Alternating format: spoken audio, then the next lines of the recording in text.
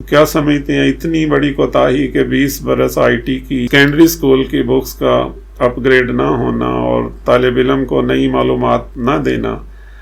इस वजह से पाकिस्तान जो है वो आईटी के मैदान में पीछे रह गया। तो हमारे आज भी बहुत सारे उस्ताद मोहतरम जो हैं आज भी ये कहते हैं कि भाई वो जो बटनों वाला मोबाइल है ना जी, वो बहुत बेहतर है। अगर आप टेक्नोलॉजी से तब्दीली से इस हद तक खाइफ होंगे, इस हद तक आपको उनसे खौफ महसूस होगा, तो आप जितनी मर्जी किताब। मैट्रिक के लिए SLO बेस्ड बुक्स जो हैं वो इंशाल्लाह मार्केट में आएंगी, जैसा कि हुकूमत ऐलान करती रही है। तो क्या आप समझते हैं कि प्राइवेट सेक्टर जो है वो SLO बेस्ड बुक्स को मैट्रिक लेवल पे बच्चों को आसान अंदाज में पढ़ाने, सिखाने, समझाने की पूरी इस्तेदाद और सलाहियत रखती है? प्रैक्टिकल्स के लिए साइंस लैब में मुम्तहन हजरात आते हैं, तो इस हद तक एक मजाक का खेज सूरत हाल आती है। प्रैक्टिकल में के जो नंबर जो बिल्कुल उसके सवाबदीदी नंबर हैं, उसका इंतहाई बेरहमी से इस्तेमाल करते हुए हर जायज और नाजायज फायदा तालिब इल्म से या उस्ताद से ये लेने की कोशिश करते हैं।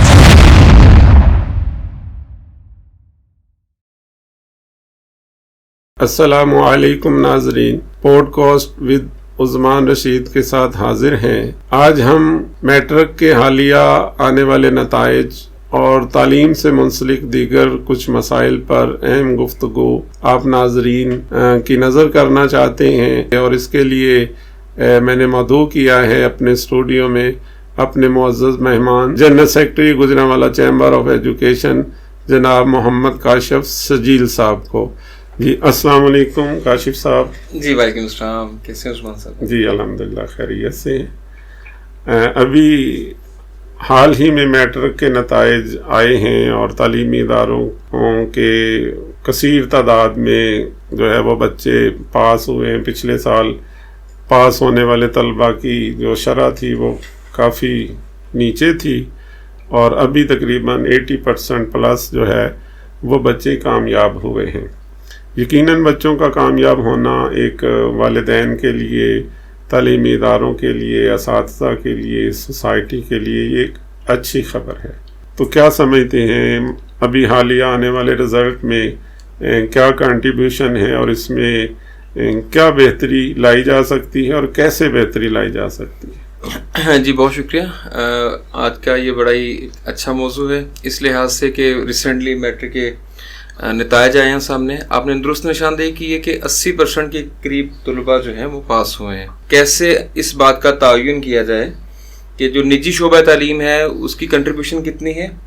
और जो गवर्नमेंट का शोबा तालीम है जिसको हम पब्लिक सेक्टर कहते हैं उसकी कंट्रीब्यूशन कितनी है। तो अनऑफिशियली गैर सरकारी जो ज़राए हैं वो इस बात की तस्दीक करते हैं कि इस वक्त जो ज़्यादा बोझ है इस बुनियादी रियासती ज़िम्मेदारी में, जो फराहमी तालीम की बुनियादी रियासती ज़िम्मेदारी है, वो प्राइवेट सेक्टर के कंधों पे है। तो प्राइवेट सेक्टर के कंधों पे ये बोझ तकरीबन कोई 55% के करीब तर है, और अगर ये 55% है तो इसका मतलब है कि 45% के करीब ये पब्लिक सेक्टर पे है।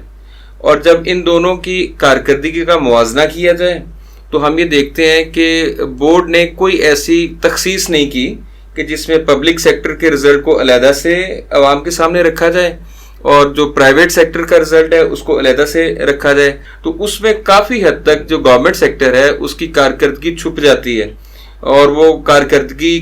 बहुत सारी जगहों पे, ख़ासतौर पे रिमोट एरियाज़ में जो देहाती इलाके हैं वहाँ पे कोई बहुत ज़्यादा तसल्ली बख्श नहीं है। जबकि जो प्राइवेट तालीमी अदारे हैं, जो इल्हाक शुदा तालीमी अदारे हैं, वो बहुत ही अच्छी कारकर्दगी का मुजाहरा करते हैं, लेकिन अवामुन नास तक ये बात नहीं पहुँच पाती ये हुकूमती पॉलिसी की वजह से कि प्राइवेट शोबा तालीम किस हद तक रियासती बुनियादी जो शोबा तालीम की फराहमी की ज़िम्मेदारी है वो कितने एहसन तरीके से सर अंजाम देता है। तो हम पुरजोर मुतालबा करते हैं आपके इस प्लेटफॉर्म से हुकाम बाला तक, जो इंतज़ामी ऑफिसर्स हैं उन तक, कि फिल फौर इस बात का एहतमाम किया जाए कि ना सिर्फ ये जो रिज़ल्ट आए हैं 2023 के, इसमें तखसीस की जाए कि प्राइवेट सेक्टर के रिज़ल्ट्स कितने हैं, कितने तुलबा और तालिबात यहाँ से इम्तहान उन्होंने दिया और वो पास हुए, और इसी तरह जो पब्लिक सेक्टर है जिस पे ज़ाहिर है आपके और मेरे टैक्सों का पैसा लगता है اس کی بھی کارکردگی بالکل سامنے آنی چاہیے کہ ان کے پاس کتنے طلباء و طالبات ہیں جنہوں نے امتحانات دیے اور وہ پاس ہوئے، بلکہ پچھلے 5 سالوں کا محاسبہ بھی ہونا چاہیے تاکہ یہ بات کھل کے سامنے آئے کہ جو لوگ ہمارے ٹیکسوں کے پیسوں سے اپنے یہ نظام کو چلاتے ہیں وہ بدلے میں اس قوم کو کیا دیتے ہیں۔ ایک بات معروف ہے، عام طور پہ سنی جاتی ہے کہ سرکاری سکولز میں پڑھنے والا بچہ سرکار کو غالباً 7,000 روپے یا اس سے زائد میں پڑتا ہے۔ تو جب ایک طالب علم پر اتنی خطیر رقم خرچ ہو رہی ہے اور اس کے نتیجے میں جو آؤٹ پٹ ہے وہ کتنی بہتر ہے، مناسب ہے یا غیر مناسب ہے، اس کا انالیسس جو ہے وہ ضرور عوام الناس کے سامنے آنا چاہیے کہ گورنمنٹ سکولز میں پڑھنے والا بچہ گورنمنٹ کو، حکومت کو کتنے میں پڑھتا ہے اور ان کے پاس اور فیل کی شرح کیا ہے۔ جی بالکل آنا چاہیے، بالکل آنا چاہیے، یہ بنیادی حق ہے، یہ ہر اس ٹیکس پیئر کا حق ہے جو ٹیکس دیتا ہے۔ اگر وہ ٹیکس نہیں بھی دیتا تو ریاست کے ہر اس شہری کا حق ہے جس کا بچہ گورنمنٹ اسکول میں پڑھتا ہے یا وہ پرائیویٹ اسکول میں پڑھتا ہے۔ یہ بالکل ایک موازنہ ہونا چاہیے کہ اگر وہ فرض کریں کہ وہ بچہ 7,000 میں پڑھتا ہے، آپ کے بقول ہم 7,000 نہیں بھی سمجھتے، ہم 6,000 سمجھ لیں یا 5,000 سمجھ لیں، تو اس کا مطلب ہے کہ اس کی جو کارکردگی کا موازنہ ہے وہ اس اسکول سے کیا جائے گا جس کی کم از کم فیس جو ہے وہ 5,000 ہے۔ تو ہم یہ دیکھتے ہیں کہ معاشرے میں جن اسکولوں کی فیس 5,000 کے لگ بھگ ہے وہ بہت ہی اچھی کارکردگی کا مظاہرہ کرتے ہیں، نہ صرف وہ کثیر تعداد میں لوگوں کو روزگار فراہم کرتے ہیں بلکہ وہ ٹیکس بھی دیتے ہیں، بچوں کو تعلیم بھی دیتے ہیں، بچوں کو سہولیات بھی دیتے ہیں، اور یہ نتائج آپ کے سامنے ہے۔ 2020 سے 21-22 سے حالات کے مطابق سنا گیا کہ گریڈ سسٹم رائج ہوگا اور نمبرز سسٹم جو ہے وہ دنیا میں موقوف ہو چکا ہے اچھے ممالک کے تعلیمی سسٹم میں سے، اور پاکستان سے بھی یہ سسٹم جو نمبرز کا ہے اور نمبرز کی حاصل کرنے کی جو دوڑ ہے اس کا خاتمہ ہوگا۔ تو کرونا اس کا سبب بنا اور کچھ تبدیلیاں آئیں کہ امتحانات ہوئے، کچھ نہیں ہوئے، تو ضمن میں پوزیشن نہیں دی گئی، پھر 21 میں بھی نہیں دی گئی، پچھلے سال 22 میں بھی، اور اس سال بھی بورڈ کی طرف سے پوزیشن کا باقاعدہ اعلان سننے اور دیکھنے کو نہیں ملا۔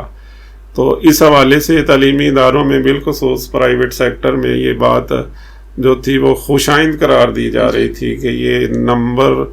گیپ جو ہے اس کا خاتمہ اگر ہوا تو پاکستان میں تعلیمی نظام بہتر ہوگا۔ تو اعداد و شمار جو ہیں وہ مایوس کن ہے اس حوالے سے، تو کیا کہنا چاہیں گے آپ اس بارے میں؟ جی بالکل درست ہے۔ جس بچے نے دیکھنا ہے کہ اس کے ساتھ والا، اس کے محلے والا یا اس کا اپنا ایک بھائی یا بہن، اس کا جو نام ہے وہ ایک بہت بڑی فلیکس پہ ہے، بہت بڑے بینر پہ ہے، اور اس کا اور دوسرے بچے کا نمبر کا ڈیفرنس صرف 10 نمبرز کا ہے،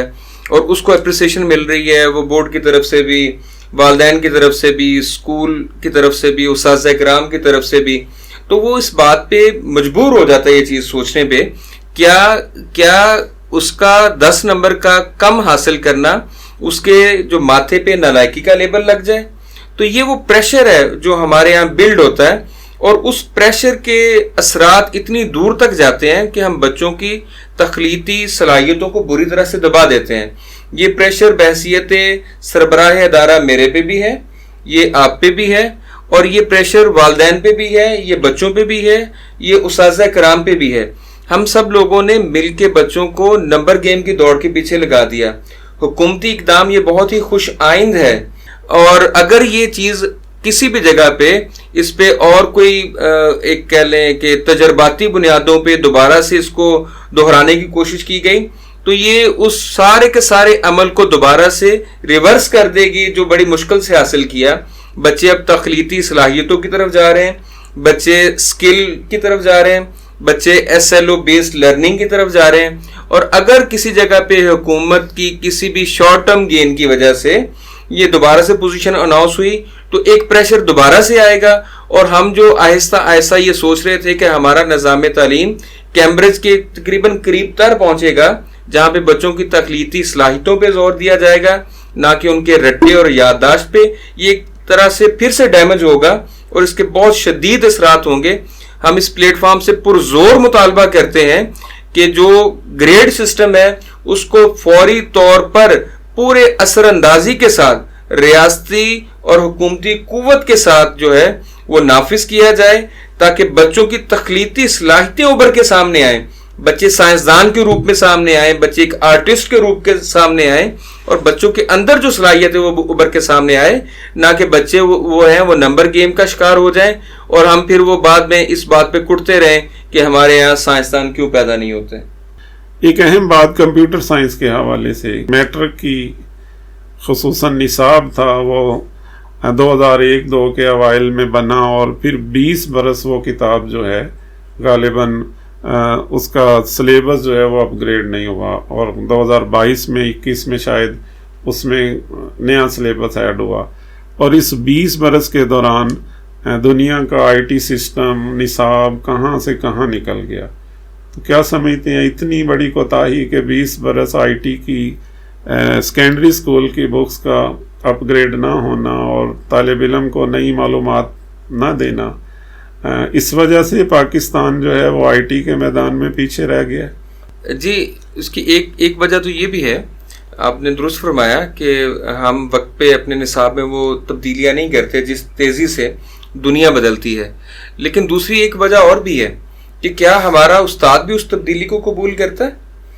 اگر ہم کتاب بدلتے ہیں تو اس سے پہلے تو ہم نے ان افراد کو بدلنا ہے جنہوں نے کتاب کو پڑھانا ہے۔ تو ہمارے آج بھی بہت سارے استاد محترم جو ہیں، معذرت کے ساتھ یہ زیادہ تر استاد محترم اس طرح کے پبلک سیکٹر میں ہیں، تو وہ آج بھی یہ کہتے ہیں کہ بھائی وہ جو بٹنوں والا موبائل ہے نا جی وہ بہت بہتر ہے، تو یہ جو اینڈرائڈ موبائل ہے، یہ جو اسمارٹ فون ہے، یہ تو اس نے تو جنریشن کو تباہ کر دیا ہے۔ مطلب یہ ان کا ایک پوائنٹ آف ویو ہو سکتا ہے، لیکن اگر آپ ٹیکنالوجی سے، تبدیلی سے اس حد تک خائف ہوں گے، اس حد تک آپ کو ان سے خوف محسوس ہوگا، تو آپ جتنی مرضی کتابیں بدل لیں، استاد تو وہی پڑھانے والا ہے۔ آپ کتاب بدلیں گے لیکن استاد کو نہیں بدلیں گے تو نسل نہیں بدلے گی۔ تو کتاب کو بدلنا بھی بہت ضروری ہے، اور اس میں ایک تواتر کے ساتھ ایک تسلسل رہنا چاہیے، اور خاص طور پہ جو سیکنڈری لیول کی جو کتب ہیں ان کو تو کم از کم 3 سال کے عرصے کے دورانیے میں لازمی طور پہ اپڈیٹ کیا جانا چاہیے، تاکہ جو جتنی بھی ایجادات نئی آئی ہیں یا نئی انفارمیشن ہے یا نئی کوئی ایڈوانسمنٹ دنیا میں آئی ہے تو ہماری نسل جو ہے، جو جنریشن ہے، اس سے آشنا ہو۔ سائنس پریکٹیکلز میٹرک کے ایگزامز کا بنیادی حصہ ہیں، اور غالباً اس کے 3 مضامین کے 30 90 نمبر ہیں، اور نمبرز کے حصول کے لیے تمام طلباء جو ہیں وہ خصوصی طور پر کوشش کرتے ہیں، اور اس حوالے سے کئی قسم کی جو کمپینز ہیں وہ سننے دیکھنے میں آتی ہیں۔ تو آپ کے خیال میں پریکٹیکلز کے انعقاد کا جو موجودہ سسٹم ہے وہ کس حد تک طالب علم کے لیے فائدہ مند ہے، اور اس میں کیا بنیادی تبدیلیاں ہونی چاہیے؟ جی، ایک تو اس میں تو کوئی شک نہیں کہ سائنس پریکٹیکلز ہونے چاہیے، اسکول میں سائنس لیب ہونی چاہیے، اور اس کا باقاعدہ سے لیکچرز کا اہتمام کرنا چاہیے، پیریڈز ہونے چاہیے، بچوں کو لیب کے انٹرنل جا کے وہ پراپر ایکسپیریمنٹس کرنے چاہیے۔ لیکن جب ہم دیکھتے ہیں کہ وہ پریکٹیکلز کے لیے سائنس لیب میں آتے ہیں اور ممتحن حضرات آتے ہیں، تو اس حد تک ایک مزاح کا خیز صورتحال آتی ہے۔ اور یہ لاسٹ ایئر آپ بورڈ کے رزلٹ اٹھائیں کہ بچہ تھیوری میں فیل ہے، یعنی کہ عملی طور پہ اس کے 30 نمبر ہیں، پریکٹیکل میں اس کے 30 نمبر ہیں، لیکن جب اس نے پیپر اس کا نکالا گیا تو وہاں پہ وہ فیل ہے۔ تو اس میں ہر طرح کا جائز اور ناجائز سارے ذرائع استعمال کیے جاتے ہیں، اور جو پریکٹیکل لینے والے اصحاب آتے ہیں بہت سارے بہت ہی دیانتداری سے یہ کام کرتے ہیں، بچوں کے بہت ہی بیسٹ انٹرسٹ میں یہ کام کرتے ہیں، لیکن کچھ صاحبان ایسے آتے ہیں کہ وہ کہتے ہیں جی یہ 2 ماہ جو ہیں یہ شاید ان کا سیزن ہے، یہ 2 ماہ شاید ان کا سیزن ہے، اور اس دوران میں وہ بچے کا استحصال بھی کرتے ہیں، وہ سکولز کا بھی کرتے ہیں، اور وہ پریکٹیکل میں کے جو نمبر جو بالکل اس کے ثواب دیدی نمبر ہیں اس کا انتہائی بے رحمی سے استعمال کرتے ہوئے ہر جائز اور ناجائز فائدہ طالب علم سے یا استاد سے یہ لینے کی کوشش کرتے ہیں۔ تو اس کے اوپر بڑا ایک اسٹرانگ میکنزم ڈیولپ کرنا چاہیے، اور میں یہ پیغام دینا چاہوں گا تمام طلباء و طالبات کو، ان کے ذریعے ان کے والدین کو، ان کے ذریعے ان کے اساتذہ اکرام کو، کہ اس طرح کی کرپٹ پریکٹسز جب بھی آپ دیکھیں تو اس پہ آپ بڑی ایک مضبوط اور توانا آواز اٹھائیں اور حکام بالا تک جو ہمارے جو بورڈ کے حکام ہیں اس معاملے میں بڑے حساس ہیں آپ ان تک پہنچائیں تاکہ کسی بچے کی جو ہے وہ حق شکنی ہو اور ہم یہ کرپٹ پریکٹسز کو بھی روک تھام کر سکیں. تو یہ پریکٹیکل کا انعقاد باقاعدگی سے سکول میں بھی ہونا چاہیے, باقاعدہ لیب کا اہتمام ہونا چاہیے, اور اس لیب کے اہتمام کے ساتھ ساتھ جو چیز ہے وہ بچے کے پریکٹیکل کے نمبر جو ہیں وہ گریڈنگ میں ڈال دینے چاہیے تاکہ یہ ثوابدیدی اختیارات کا جو ہے وہ غلط استعمال اس کی روک تھام کی جا سکے. اور اس میں ایک اہم بات جو دیکھنے میں آتی ہے کہ بہت سارے بچے حل شدہ پریکٹیکلز کی کاپیاں کہیں سے حاصل کر لیتے ہیں, تو وہ جو حل شدہ پریکٹیکلز کی کاپیاں بچے بازاروں سے حاصل کرتے ہیں وہ بازاروں میں کہاں سے آتی ہیں؟ جی یہ بھی ایک المیہ آپ اس کو کہہ لیں. بازاروں میں یہ کاپیاں آتی ہیں, ممتحن حضرات جو ہیں وہ کاپی جب ان کے پاس آتی ہے, ہمارے دور میں تو یہ ہوتا تھا کہ ممتحن جو حضرات آتے تھے وہ کاپی کو چیک کرتے تھے بڑے دھیان سے, بڑی محنت کر کے کاپی کو بناتے تھے, وہ اس پہ سائن کرتے, سائنس جو ٹیچر ہوتے ان کے سائن ہوتے, انچارج صاحبان کے سائن ہوتے, تو اس کو وہ پھاڑ دیتے تاکہ یہ ری یوز نہ ہو جائے. تو آج کل بہت ساری جگہوں پہ ایسے دیکھا گیا کہ جی ٹھیک ہے جی آپ کاپی چھوڑ کے چلے جائیں, وہ کاپی وہ دوبارہ سے وہ بک جاتی ہے, بس ایک ٹائٹل پین چینج کیا جاتا ہے جس میں طالب علم کا نام لکھا جاتا ہے, وہ دوبارہ سے کاپی آتی ہے, دوبارہ سے پریکٹیکل سینٹر میں آتی ہے, دوبارہ سے کاپی بازار میں جاتی ہے, بک جاتی ہے. تو یہ ایک ریسائکلنگ کا ایک پروسیس ہے. کاپی پہ صرف ٹائٹل پیج چینج ہوتا ہے, وہ ایک طالب علم کی محنت ہے, اور اس ایک طالب علم کی محنت سے پتہ نہیں کتنے طالب علم جو ہے وہ پاس ہو رہے ہیں. تو یہ جب تک ہم اس کو گریڈنگ پہ نہیں ڈالیں گے, یہ بیسیکلی ایک نمبر حاصل کرنے کا ایک سارا طریقہ ہے. جو حل شدہ کاپیوں کی خرید و فروخت ہے اس پر کوئی قانونی قدغن ہونی چاہیے, اور اس میں جو ہے نا وہ حکومت کو اپنی ذمہ داری پوری کرتے ہوئے یہ ضبط کرنی چاہیے کاپیاں. قانونی قدغن تو سر دیکھیں بہت ساری چیزوں پہ ہے, قانون کی عملداری کس جگہ پہ ہے دیکھنا تو یہ ہے. قانون تو بہت ساری چیزیں ہمیں کہتا ہے. میں جیسے آپ بھی ماشاءاللہ سے بہت عرصہ دراز سے ادارہ چلا رہے ہیں, تو جب بھی ہمارے بچے وہ تیار کرتے تھے تو وہ ممتحن حضرات اس کاپی کے صفوں کو پھاڑ دیتے تھے. اس وقت شاید ہمیں برا لگتا ہو, لیکن اس سے کم از کم یہ ہوتا تھا کہ جو طالب علم ہوتا وہ اپنی کاپی کو خود تیار کرتا. تو یہ پریکٹس اب بھی کی جا سکتی ہے, لیکن اگر وہ کاپی سنبھال کے رکھی جائے گی, وہ ممکن ہے کل کلاں کو ردی میں بک جائے. جو ہی وہ چیز ردی میں بکے گی تو ظاہر ہے اس کی ایک قیمت ہے, اور وہ قیمت کے ایک قیمتی چیز کے طور پہ دوبارہ سے بازار میں آئے گی اور دوبارہ سے بک جائے گی. نیا تعلیمی سال انشاءاللہ شروع ہونے والا ہے 2024 میں, اور میٹرک کے لیے